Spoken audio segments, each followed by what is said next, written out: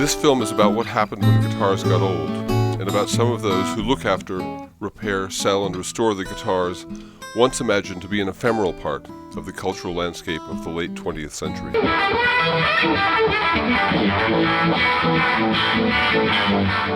Personally, I tend to prefer the real thing.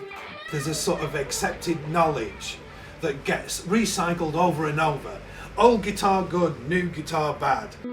Like much of the music they serve, older vintage guitars have gained a respectability that seemed unlikely decades ago, when jazz, rock and roll, rhythm and blues, and country were largely pariah genres populated by unrespectable musicians, and in which guitar necks were regularly mistaken for genitalia.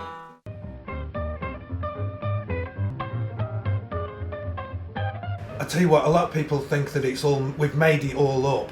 Oh, that's ridiculously expensive guitar, and you say, well, it's a 63, whatever. They don't know what you're talking about, and you must have made it up. Oh, we'll just charge a load of money for this old guitar. In 1979, 1980, somebody paid £3,000 for a 1958 Les Paul. I thought that was an absolutely obscene amount of money. Now that same guitar is worth $150,000 to $250,000.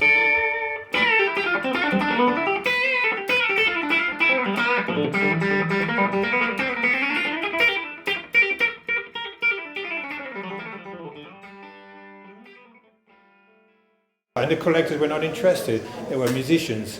Everybody bought a guitar for 500 quid and used it. But people start realizing those guitars are actually fantastic players and fantastic sounding. And if you want to reproduce Jimmy Page, Led Zeppelin tone, or that Paul Kossoff, that Jimi Hendrix or Jeff Beck sound, very often what you heard on the record is one of those.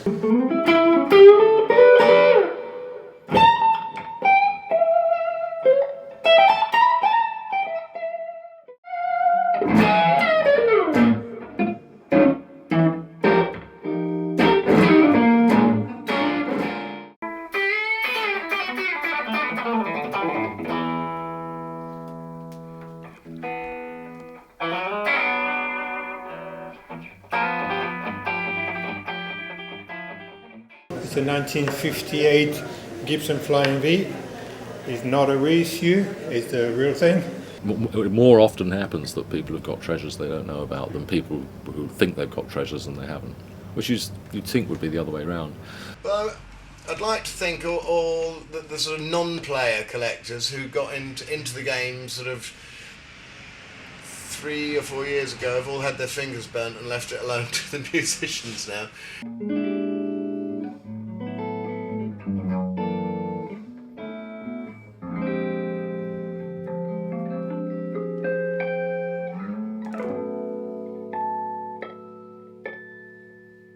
But they all come down to the same thing: it's 6 strings and a fretboard, and at the end of the day what makes the difference is the guy who's playing it.